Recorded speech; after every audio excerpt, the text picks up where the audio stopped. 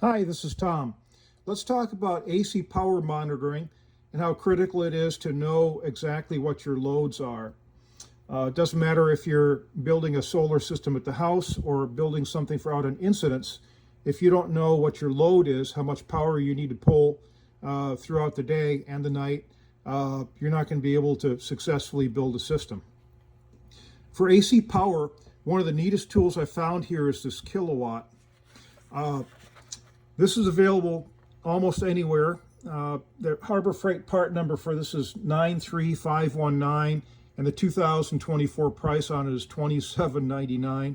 You can get it on Amazon, many other places as well. Let's take a look over here. Here's a power supply. I use this here in the shop to power the radio in the background. This is an Astron VS-50M. It's what we call a linear supply. These things last forever, but the drawback on them is the fact that they do use a fair amount of power here idling. Let's check this out. Here we go. Let's see, hit the watt button. There we go.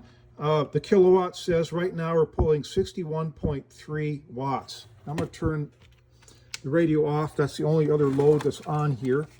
And you can see this is stabilizing at just under 50 watts right now.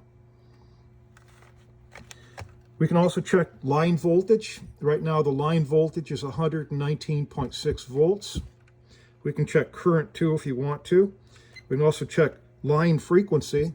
We're sitting there at 60 cycles, just what we want to see. And the other cool feature is we have accumulated power draw. So if you saw over here, the instantaneous power of this just sitting here is 48 watts. I'll kick this back on over here. There we go. Now we're back up to roughly 62 watts. But what you can also do is press the kilowatt hour button over here, and you can see that over the last 24 hours approximately, we've pulled 0.93 kilowatt hours. That's really important.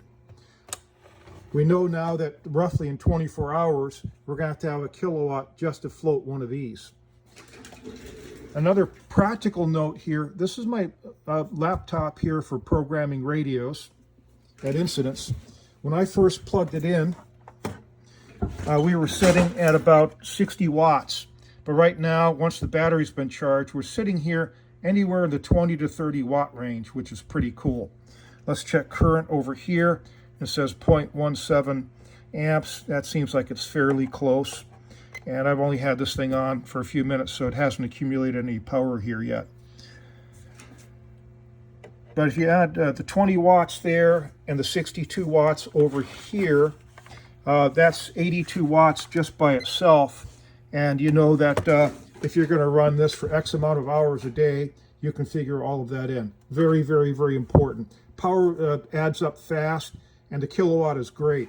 What you can do is you could literally put it, let's say over here in the wall or wherever you plug the outlet strip into, and that way you can measure everything that's coming down the line. Or what you can do is measure individual devices like I'm doing over here.